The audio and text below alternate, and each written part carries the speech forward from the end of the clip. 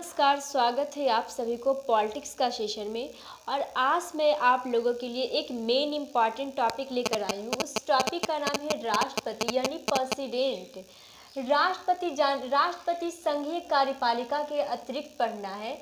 तो चलिए, राष्ट्रपति पढ़ने से पहले हम लोग संघीय कार्यपालिका से अवगत हो लेते हैं। संघीय कार्यपालिका क्या होता है, इसके बारे में जानें।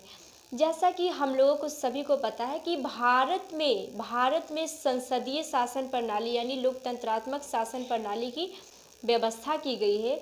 तो क्या बहुत सारे देशों में लोकतंत्रात्मक शासन प्रणाली, जैसे भारत में भी, अमेरिका में भी है। तो क्या ये दोनों को संविधान एक ही जैसा है? तो नहीं, ये दोनों का संविधान भिन्न भिन्न है। तो दोनों का संविधान भिन्न भिन्न क्यों है, इसे हम लोग समझने के लिए जानेंगे कि लोकतांत्रिक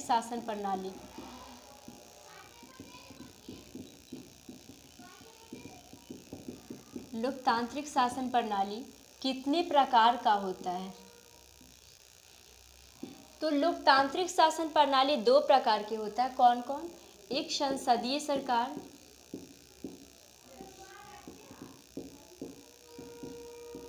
और एक अधिष्ठात्मक सरकार।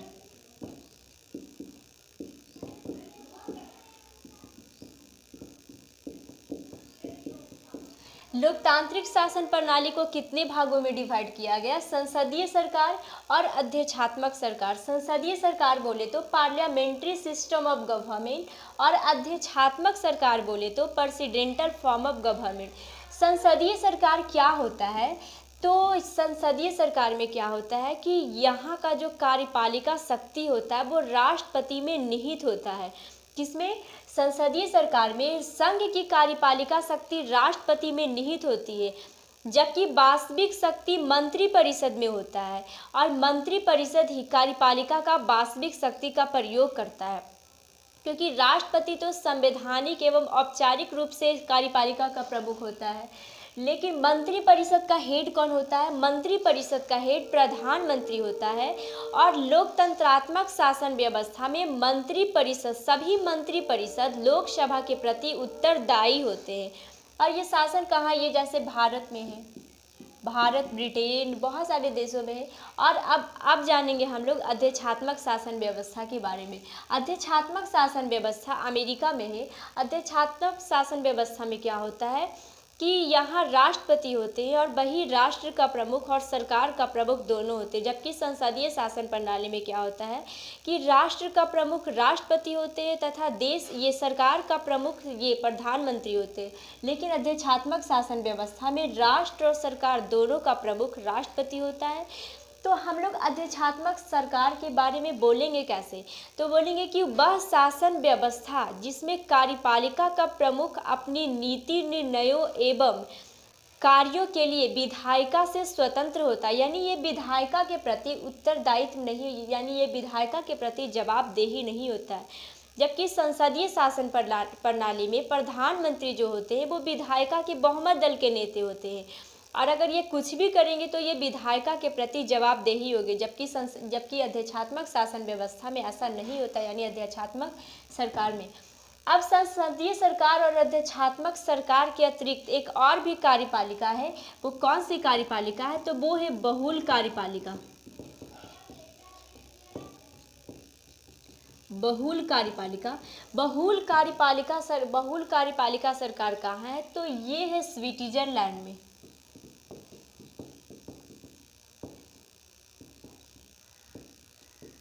ये कहाँ है? ये स्विट्जरलैंड में है। इसमें क्या होता है कि इसमें जो जितने भी काम करने वाले लोग होते हैं उन सभी में शक्तियों का विभाजन होता है।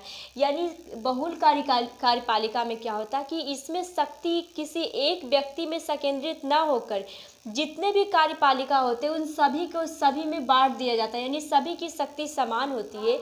और ये 7 सदस्यीय वाले संघीय कमीशन होता है। कौन?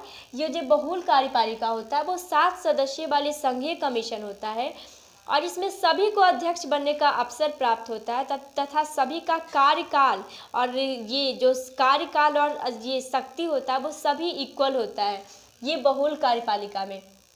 ये तो हम लोग जान लिए कि लोकतंत्रात्मक शासन प्रणाली को कितने भागों में डिवाइड किया गया है। आप जानेंगे कि संसदीय सरकार को किन किन नामों से संबोधित किया जाता है। तो संसदीय सरकार को विभिन्न नामों से संबोधित किया जाता है। जैसे संसदीय सरकार को बोला जाता है, ये कैबिनेट सरकार भी बोला जाता है, उत्तरदायी सरकार बोला जाता है, या फिर सरकार की वेस्टमिंस्टर प्रणाली बोला जाता है। क्योंकि वेस्टमिंस्टर मॉडल, क्योंकि हमारे शासन व्यवस्था को ब्रिटेन के वेस्टमिंस्टर मॉडल से लिया गया है, यानी ये ब्रिटेन के वेस्टमिंस्टर मॉडल पे आधारित है, इसीलिए इसे वेस्टमिंस्टर सरकार भी बोला जाता है। तो ये शासन व्यवस्था है कहाँ कहाँ, तो ये शासन व्यवस्था भारत में है, ब्रिटेन, कनाडा, जापान आदि देशों में है।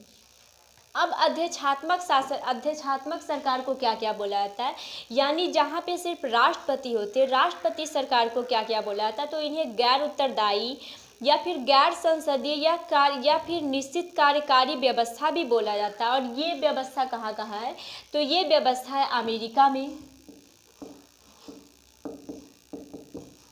ब्राज़ील, श्रीलंका और रूस आदि देशों में अध्यक्षात्मक सरकार की व्यवस्था की गई है। अब बता दूं कि ये जो अनुच्छेद 53 का 1 यानी आर्टिकल 53 के 1 में यह प्रावधान किया गया है, आर्टिकल 53 के 1 में यह प्रावधान किया गया है कि जैसा कि हम लोगों को पता है कि संघ की कार्यपालिका शक्ति राष्ट्रपति में निहित होती है। तो आर्टिकल 53 के 1 में यह प्रावधान किया गया है कि राष्ट्रपति अपनी समस्त शक्तियों का प्रयोग स्वयं या फिर किसी अधीनस्थ अधिकारियों के द्वारा करता है। ये हमारे आर्टिकल 53 के 1 में लिखा गया है।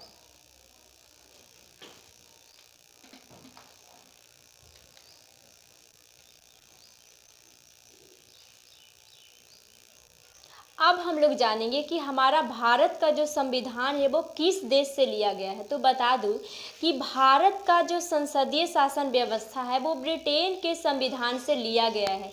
जिस प्रकार ब्रिटेन का राजा अथवा रानी देश का औपचारिक प्रमुख होते हैं, ठीक उसी प्रकार भारत का राष्ट्रपति देश का संवैधानिक प्रमुख होते हैं। अब जानेंगे कि डॉक्टर भीमराव अंबेडकर के अनुसार संविधान के बारे में क्या बोलना था। किसके बारे में? डॉक्टर भीमराव अंबेडकर को हमारे राष्ट्रपति की संवैधानिक स्थिति के बारे में क्या कह रहा था, तो उन्होंने बोला था कि भारत में राष्ट्रपति की संवैधानिक स्थिति ब्रिटेन के सम्राट के समान होगा, लेकिन इन दोनों में एक मूलभूत अंतर है कि जहां ब्रिटेन का जो शासन व्यवस्था है, यानी ब्रिटेन का जो सम्राट है उनका पद वंशानुगत होगा, यानी हेरिडिटी, यानी एक रिलेशनशिप से दूसरे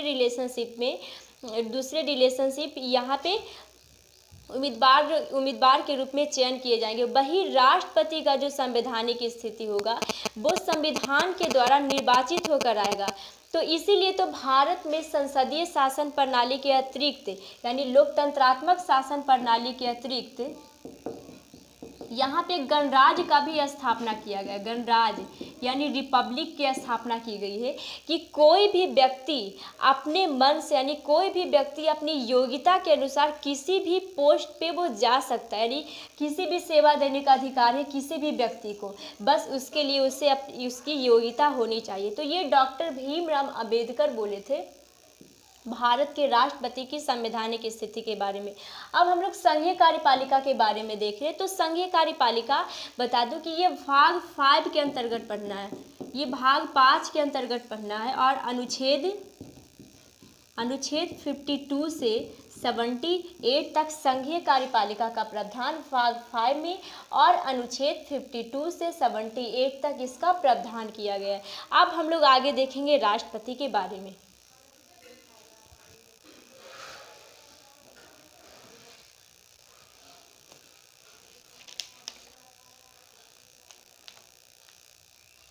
अब हम लोग राष्ट्रपति के बारे में देखते हैं। राष्ट्रपति देश का सर्वोच्च नागरिक होता है, यानी वो प्रथम नागरिक होते हैं, फर्स्ट सिटीजन्स होते हैं, जो देश की एकता, अखंडता एवं सुदृढ़ता को बनाए रखता है। कौन? राष्ट्रपति। ये हमारे संविधान के अनुच्छेद 52 में बोला गया है, या 52 में यह प्रावधान किया गया है कि भारत में एक राष्ट्रपति होगा। क्या कि भारत में एक राष्ट्रपति होगा, और यहाँ पे होगा शब्द आया, तो होगा शब्द के लिए भी अनुच्छेद 52 में शैल बी का प्रयोग किया गया है। क्या? शैल बी का प्रयोग किया गया है। और इस शैल बी का अर्थ होता है कि भारत का राष्ट्रपति अपने पद पे सदैव विद्यमान होगा। ना इस राष्ट्रपति का पद ना तो कभी रिक्त हो सकता है, और ना ही इसके पद कभी स्थगित हो सकता है, अर्थात समाप्त हो सकता है। तो ये कहाँ प्रावधान किया गया था? ये अनुच्छेद 58 में प्रावधान किया गया था। अब बता दूं कि संघ की सभी कार्यपालिका शक्ति राष्ट्रपति में निहित होती है, लेकिन वास्तविक कार्यपालिका शक्ति प्रधानमंत्री में निहित होता है।